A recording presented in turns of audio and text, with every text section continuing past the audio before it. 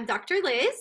I am a chiropractor here in Bend, Oregon. We're just going to kind of do some intros. Some of you may be joining us live, some of you may be restreaming, but I am here with my amazing cousin and registered dietitian, Emily Meade.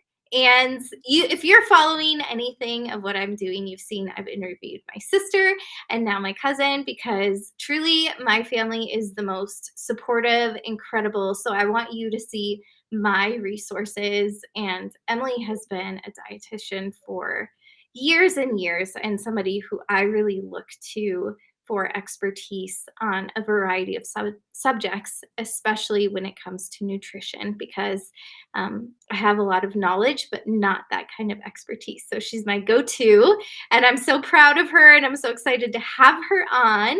So Emily, I'm going to swing it over to you. Tell us a little bit about yourself, what you do, what you love. Tell us about your kids, your husband. Awesome. Yeah, thanks for having me, Liz. It's good to be here. Like Liz said, my name is Emily Meade, so I'm a registered and licensed dietitian. I live in Minnesota, so I'm not anywhere near Oregon, but that's where Liz is from originally. So we have many childhood memories, cousin memories growing up, and she moved away maybe in our teenage years, but we still stayed really close. So it's fun to be back here and do this webinar together. So I am married to my wonderful husband, Andrew, of almost 10 years. It's Oh hard my to believe. goodness. Mhm. Yeah. And then we've got two little ones. I've got an almost 4-year-old daughter. Her name's Aria. And then a little boy named Beckett. He is 1.5, 2 in May. So they keep us busy and they're super, super fun. We like to go to the gym together. We're involved in our CrossFit community, involved in our church. We enjoy being outside and spending time with extended family. So lots of things keep us busy. Yeah. Uh, my background, as far as school goes, I kind of took a roundabout way to get to where I am today in the nutrition field. I went to a lot of different schools, not always totally sure what I wanted to do. I probably selected I don't know, 10 different majors at 4 different schools before landing where I was. So it kind of put me back a little bit, but it really set my path straight on what I wanted to do. So I was at a small private school for a couple of years and realized that it wasn't quite going in the direction that I wanted to. And so I decided, I had a passion for nutrition, health and nutrition. And so made the big leap, transferred schools after 3 years at one school, not studying anything close to nutrition or science field at all. So that pushed me back quite a bit. I'd take a bunch of extra gen eds and a bunch of really hard science courses just to get me into the nutrition program. I ended up at the University of Minnesota, got a bachelor's in nutrition. By that point in time, I was already married. And so we kind of felt like it was probably best for me just to go into the workforce at that point, because my husband had been carrying us the whole time as I was going through rigorous schooling. And so I had a part-time job at a hospital in their food service department. And so I turned that part-time position into a full-time position and was able to work there for a while, help provide for our family. But at that point, when you have a bachelor's in nutrition, but you haven't gone through more of the formal internship to become registered and licensed and all of those things, your hands are kind of tied. You don't really have a lot of ability to work deeply in the field, or there's limited jobs. And so Mm-hmm. my hands were kind of tied at the hospital. It was a fine job starting out, but actually really helped me land my internship and be able to kind of start my career. So fast forward about a year or so, I decided, okay, I want to go back, do the internship. It's a pretty rigorous process. Usually it's a year long. I applied for a distance program because I didn't really want to move out of Minnesota. And it was accelerated. So they smash 12 months of stuff into 6 months about, and you have to set up all your own preceptors and rotations and all that kind of thing. But thankfully I'd had my job at the hospital. And so I had made really good relationships with the dietitians and the nutrition directors. And so they facilitated a lot of my precepting and allowed me to, get most of my hours there. I set up some other rotations within my community. that I wasn't able to do at the hospital. But sat for my exam, got my RD and LD registered dietitian certification licensure for the state, and then started practicing in a private practice. Landed kind of a dream job right away. Um, the doing kind of one-on-one nutrition coaching with a small company of somebody I really respected in the field. So that really set me up for now where I am today in a different job, but doing similar work. So I worked under her for several years. And then we had our first baby. And so I worked for a little while part time and then ended up just becoming a full time stay at home mom, quit my job and did that for a while. Got pregnant with our second and stayed home still after he was born. And then when he was about 5 or 6 months old, I went back to work part time again with a different company through a contact in our CrossFit gym. And so that's where I am today. Do again one-on-one nutrition coaching, real part time now. I'm still full time stay at Yeah. home mom, so I squeeze my work in when I'm able to.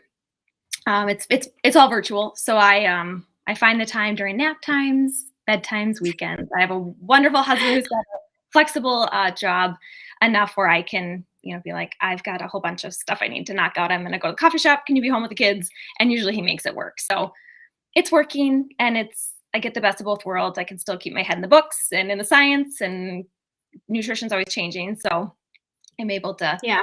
stay up on all of that, but also be a mom because I love to be a mom. Yeah. And then you get to like nourish the kiddos, which is really, really why I'm kind of reached out to you, because you work with women, which is a very niche field. Like there's a lot that goes into being a woman, which we know women are amazing, but also with all the hormones, getting pregnant, having kids, and you've been through that process. And if you guys ever look up Emily's Instagram page, like having Aria make all the meals and the smoothies, it's just the best in how you get involved, how you get your kids involved. So that's really, really why I'm reaching out to you, because I think our community could use your knowledge on how to do that, how to get the family involved.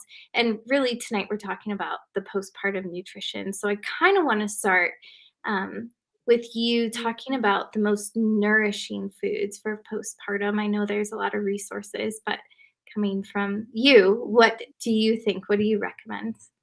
Yeah, this is a really good question. It's such an interesting period of time because I think a lot of women, we prepare during the pregnancy and there's a lot of emphasis on that. And there's like talk of the baby being born. You prepare for that. You get the crib ready. You do all that stuff, but you kind of forget like life changes super drastically after, or if you haven't gone through it, you don't totally realize that until it's happening. And the postpartum period is so raw and like humbling and hard, to put it bluntly. And you're sleep deprived and your Yeah. hormones are wacky, like super wacky. And that's kind of just the way it is for at least a time period until they start leveling out. Because they have to, you had a baby Yeah. inside of you and then you don't, and then they're out. And then, your body's like, what do I do now?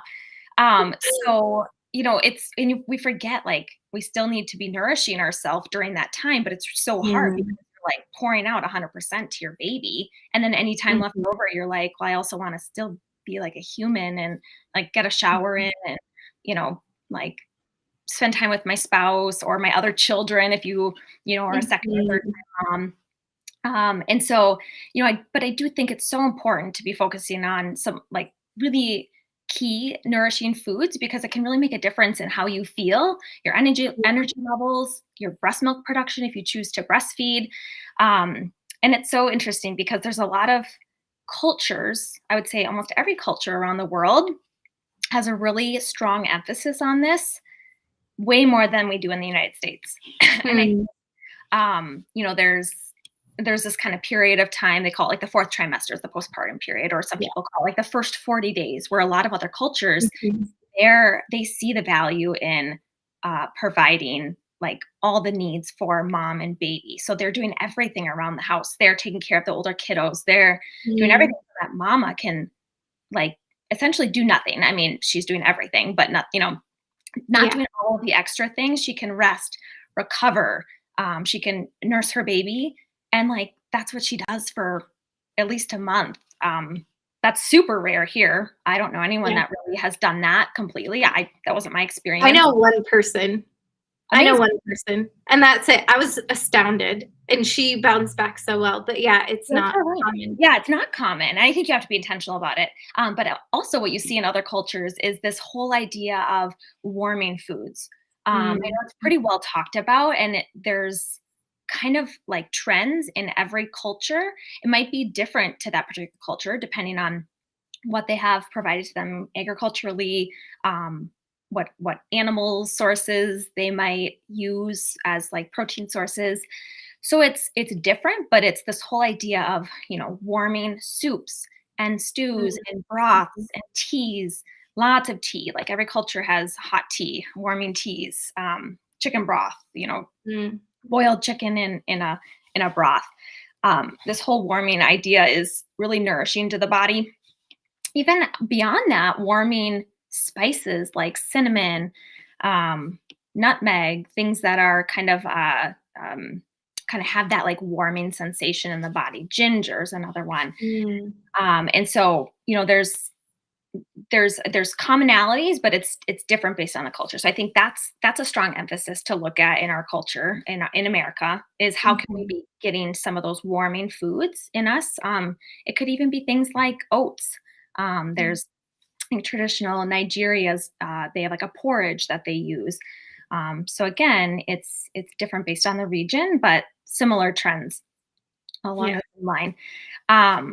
So aside from that, also, you want an emphasis on different macronutrients. So Mm, all macronutrients are important, but I always say first and foremost, if you can really prioritize your protein, particularly collagen, gelatin-rich foods, the a woman's body is like stretched like no tomorrow when they're pregnant. Like ligaments are stretched and joints are like mm, in mm. different places. I mean, as chiropractors, you guys know that so well because you see it and you're working with Mhm. those bodies day in and day out.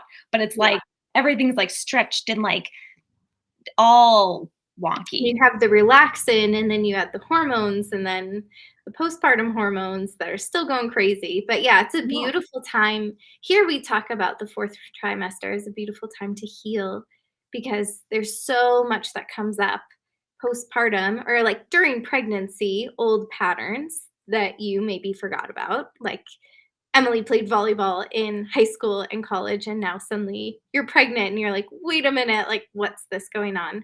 That I felt years and years ago. But then in the fourth trimester with all those hormones, yeah, it's a time to like nourish the body Yeah, every definitely. and heal all those like heal those deeper patterns. So it's a Yeah. really cool time. Yeah, it is. It's beautiful.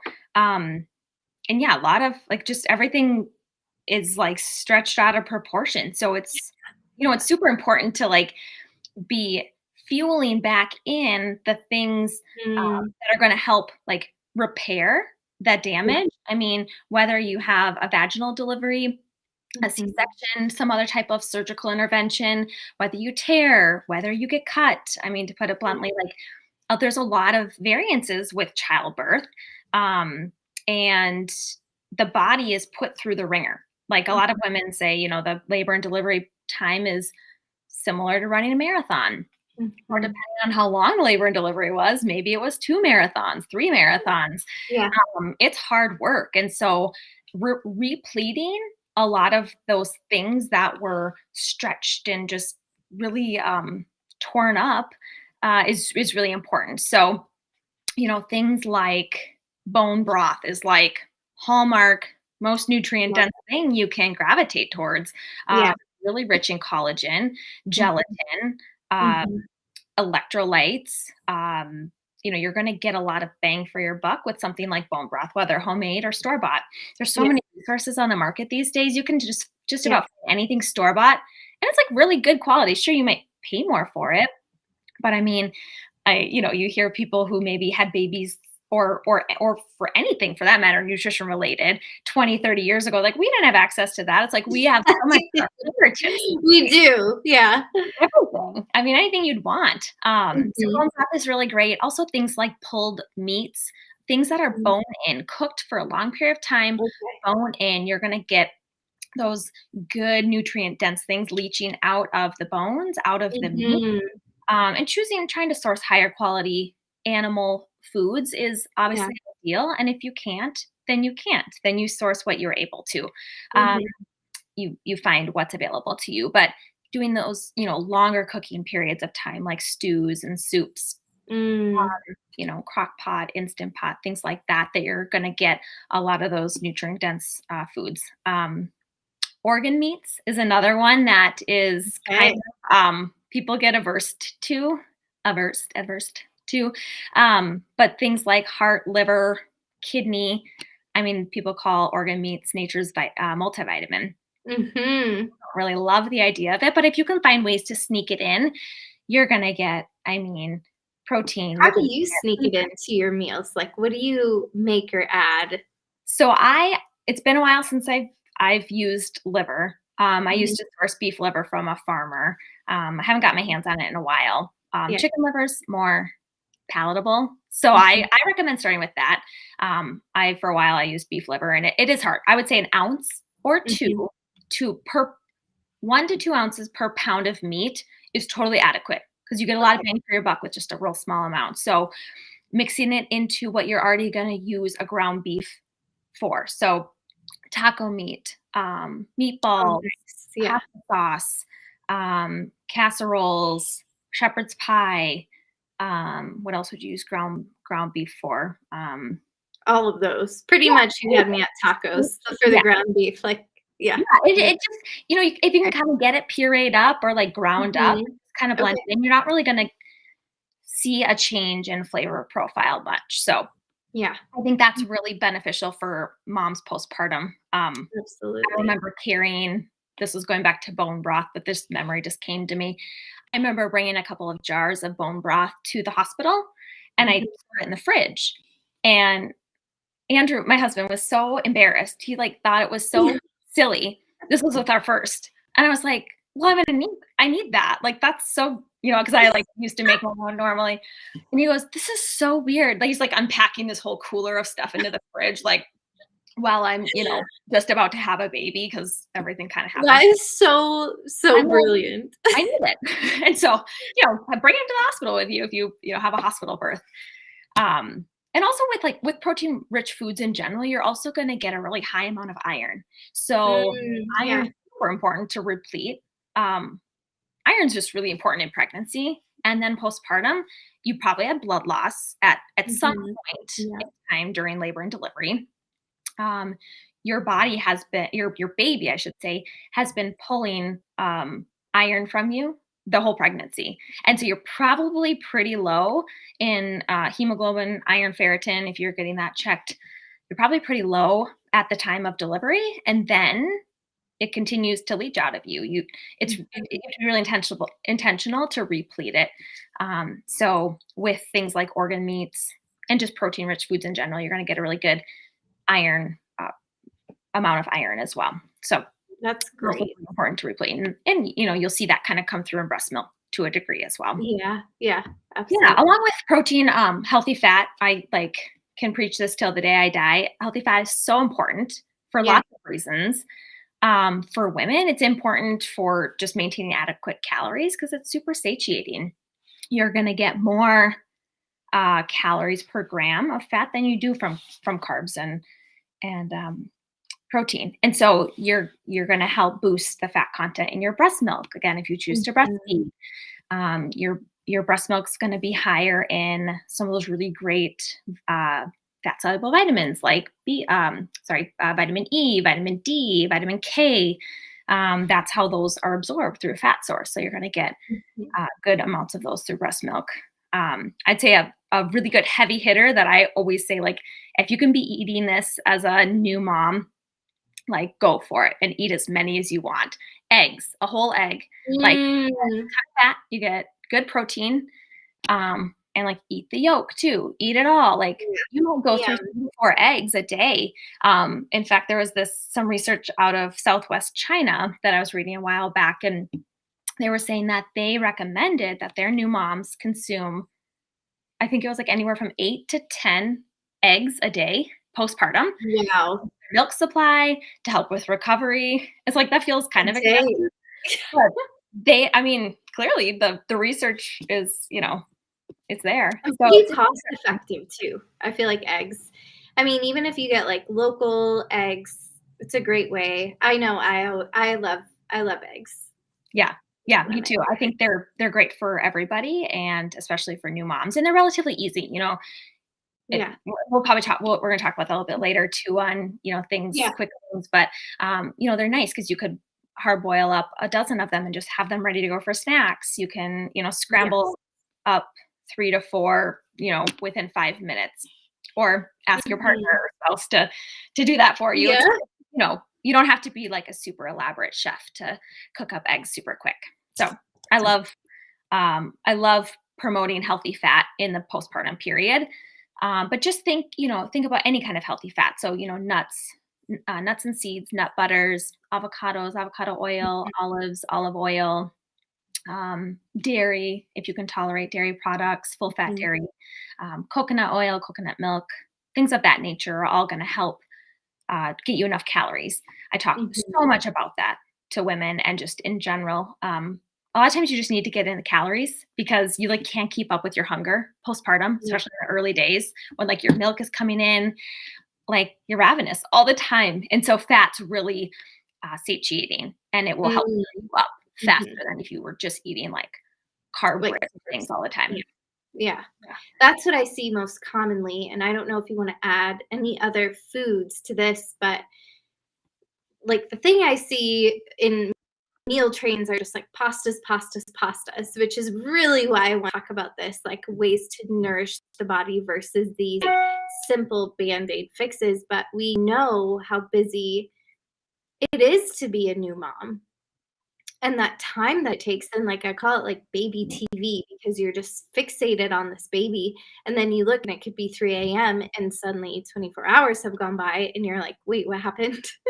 I don't know what Totally. day it is. I don't know what time it is."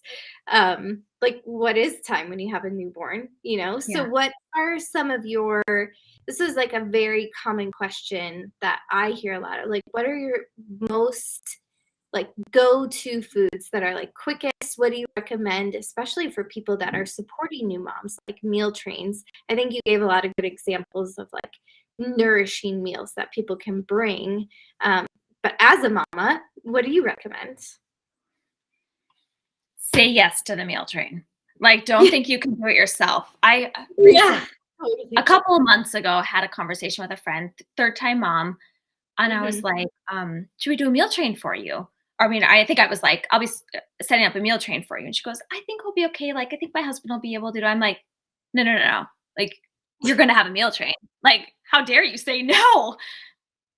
Are you crazy? You got 2 toddlers and then you're Not gonna to have a a new." Midwesterner. We love meal trains. Totally. I'm like, "What's wrong with you?" Well, first accept the help. I think it's hard for people to accept help and to really, like, genuinely feel like somebody wants to have my back. This is where, like, Mhm. moms supporting moms is, like, so important, and I am such an advocate for that. Like, every time there's an opportunity to bring a meal to somebody or a meal train is, like, Yeah. circulating in the World Wide Web, I'm like, "On it. I'll sign up for that Mhm. because I saw the benefit of it for myself and our family and our 2 postpartum journeys. I'm like, Yeah. it's the least I can do. Yeah. So bottom line, like say yes to the meal train. If somebody's like, I want to sign up for a month, be like, great. Or if they're like, do you want like, 2 days a week? Do you want 5 days a week? Take the 5 days a week. It might not fill up, but take as much help as you can. Like Mm. ha- Mhm. in those early days, you hit the nail on the head. Like all of a sudden a day has passed and you're like, what did I do? I have nothing to show for it other than like my baby's still breathing. So that's Yeah. like something to show for it. But you feel like you haven't done much. Um, there's not time to cook. Sure, you might have like a random afternoon where like the baby naps for a while and you're like, yay. But like you might want to just sit or you got laundry to do or you want to shower. And so you might Mhm. not want to be cooking all the time. So take the help. That's like always what I say. And then also like if you want to support a mom, bring them a meal. It's like Yeah. bring them something balanced, something warm, comfort foods, because it is really beneficial. So, what to ask for. Ask for things that like you really love. It might Mhm. not check all of the nutrient dense boxes. I mean, sure, some meals maybe will, and that's great.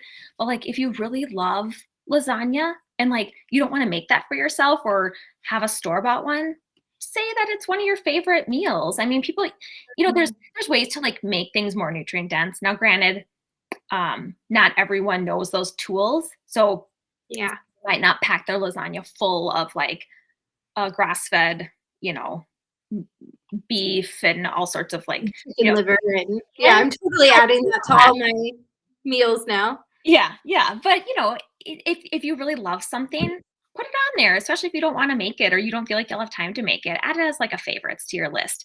Again, like I said, and I probably will have said 4 times already this, webinar, and I'll probably say even more times. You just need to fuel yourself. Like you just need to get the Yeah. calories in. So sometimes it's about Mhm. just like, having things that you really enjoy that you'll fill up on. You'll have more energy. You'll be able to keep your milk production up too. That's a really important component. So ask for things that you love. Also, of course, you want to ask tools. What are your like so when the meal train is over, the next thing is like you're getting into like the 6 months, the crawling, the toddlers, maybe you have a couple of kids. What are your best like on the go in a pinch recipes like or ideas? Yeah, I think having freezer meals is really helpful. This is something that personally I recommend, and I did not do a good job of, partially because both my kids came early and I wasn't really expecting it. So I was like, oh, I'll leave that like, check thing for the last like, couple weeks before baby's due. And then like baby came. So I didn't do it. And I wish that I would have. I regretted it both times. Mm. Um, but Mhm. having like, I always kind of come back to like things that are kind of warm and comforting because those often sound good and they're warming foods. So they're going to be nourishing. So, like a beef and potato and carrot stew. I mean, Mhm. it's super easy to just throw that into a crock pot or an instant pot. You can cook it and then like put it in a container and freeze it.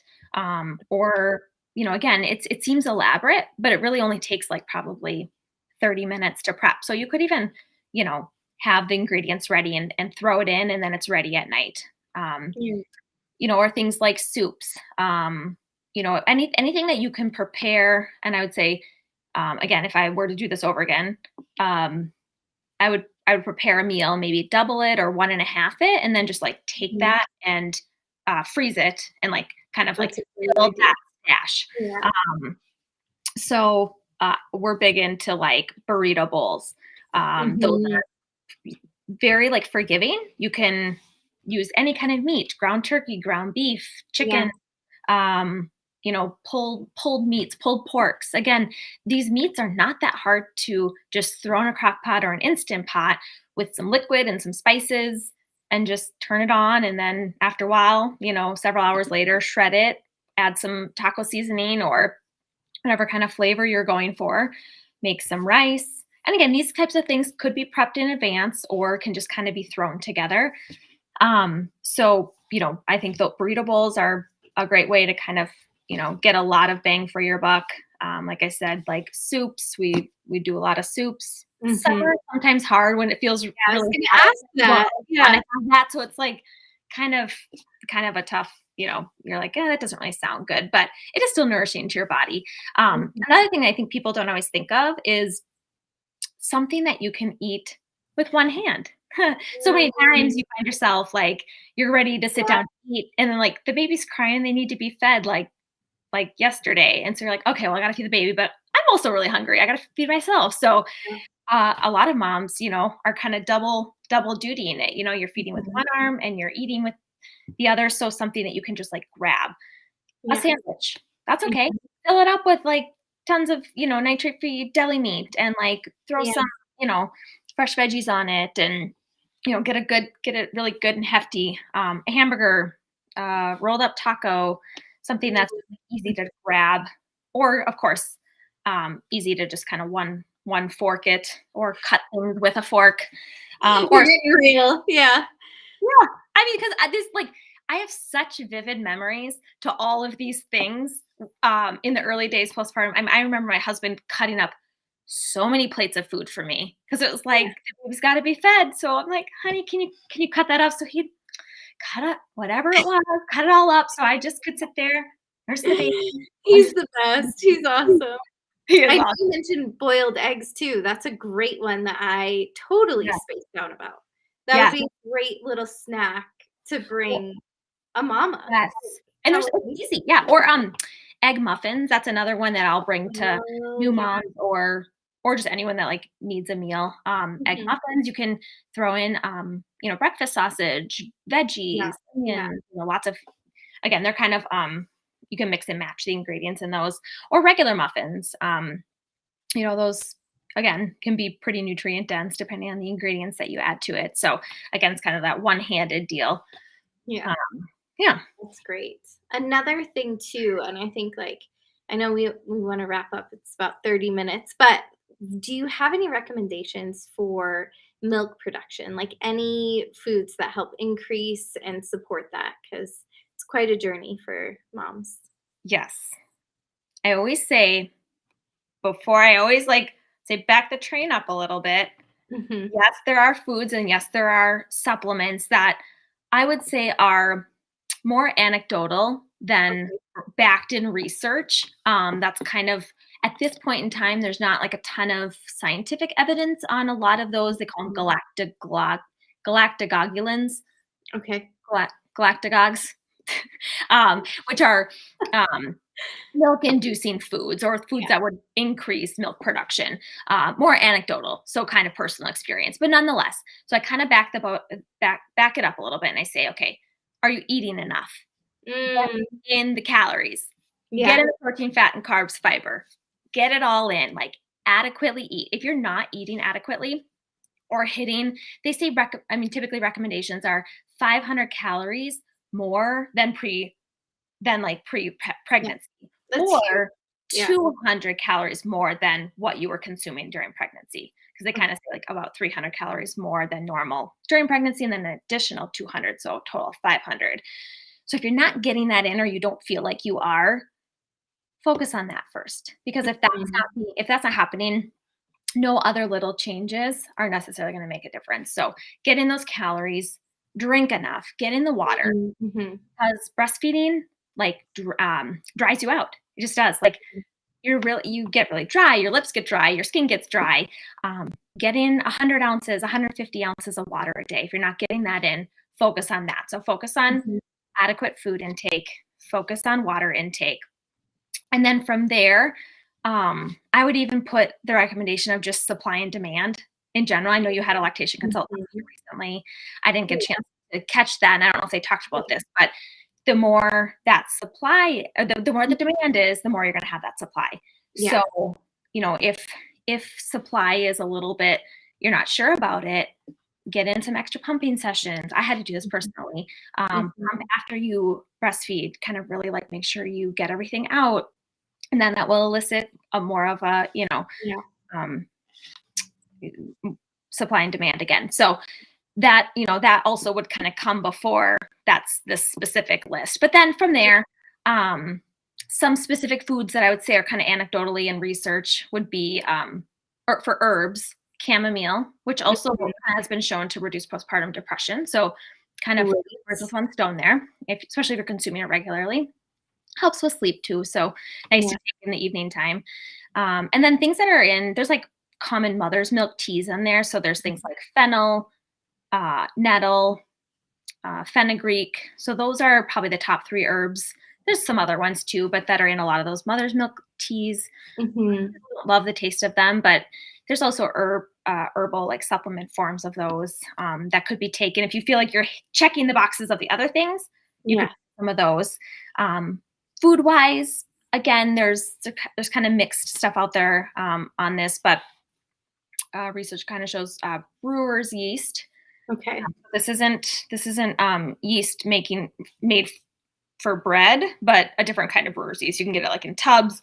Um, I'm not exactly sure like how it's different, but brewer's yeast, not baking yeast. Yes. I'll get those mixed up. And then oats is another one. So like Hey, I the didn't whole know oatmeal, like it's warming. You can make it if you add like some type of protein source, that. protein powder, collagen peptide, something like that. You can really beef up your oatmeal. Uh, Amazing. Yeah. then flaxseed, also there's some anecdotal evidence on that. Barley, and then coconut. So a lot of these things are actually in like lactation cookies, lactation products that you Mhm. can buy, Mhm. like snacks and stuff. And I would say, marketing, there's marketing ploys with those.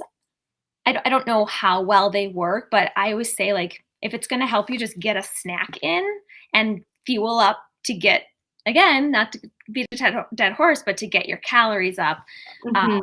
then maybe they are going to be useful for you. There's also endless recipes out there on lactation cookies. Mhm. I've got a good recipe I wrote it down. Let me find it. Sugar and Soul.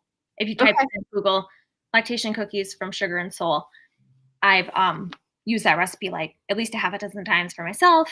I'll make them, bring them to friends. So they include a lot of those ingredients that I mentioned, as well as some other things like collagen peptides, which are healing, nourishing internally for the gut and things like that.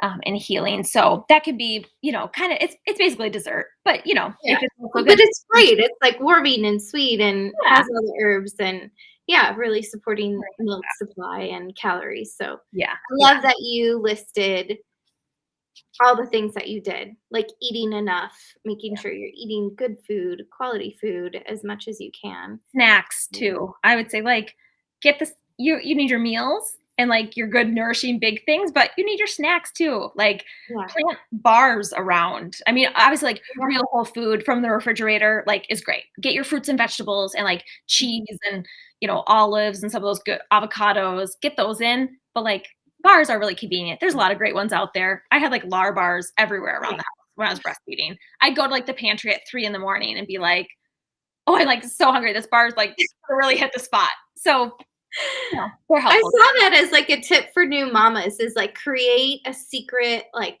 pantry with all of your favorite snacks, like just stocked Yeah, because you're gonna need it in that time and you don't know when you need it and yeah, like it's your place. And then like creating little baskets around the house so that you don't have to go too far.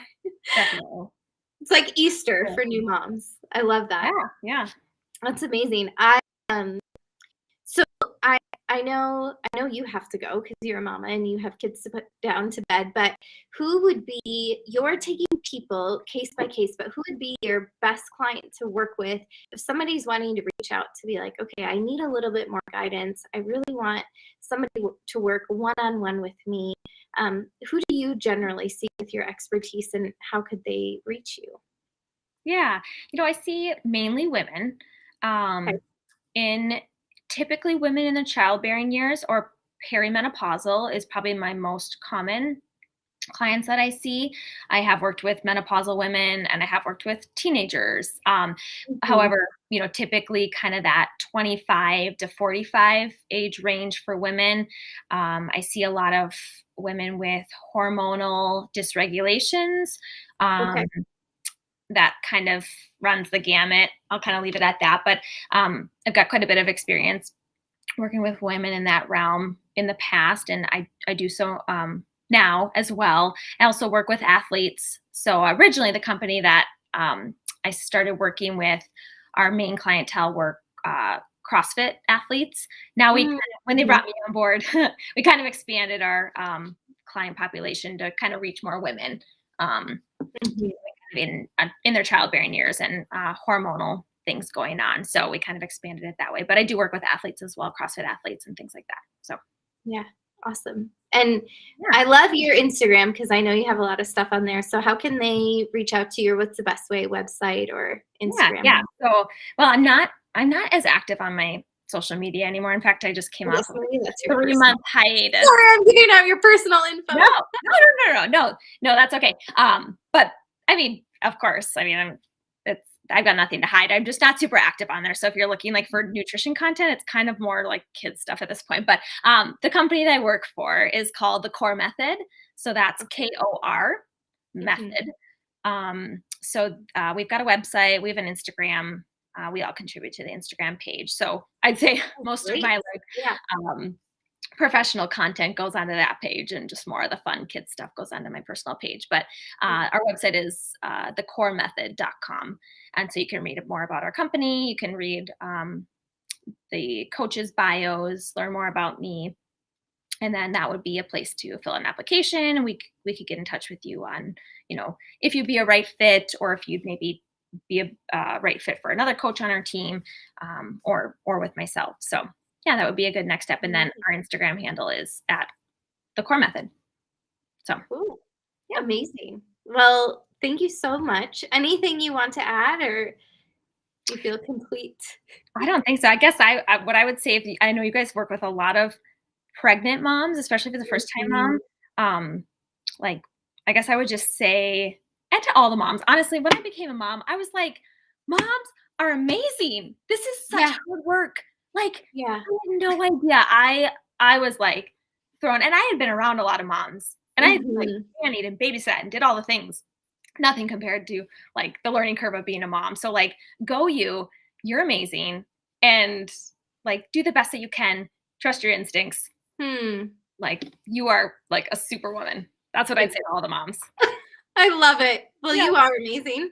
Thank you all for joining. Reach out to myself or to Emily if you have any questions at all. We are here to support you and really to cheer you on and do whatever we can to help make this journey easier, because it takes a village, it takes more than a village.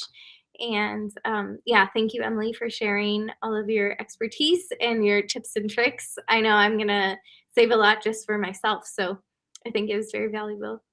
All Awesome. right. Well, you guys have a great night.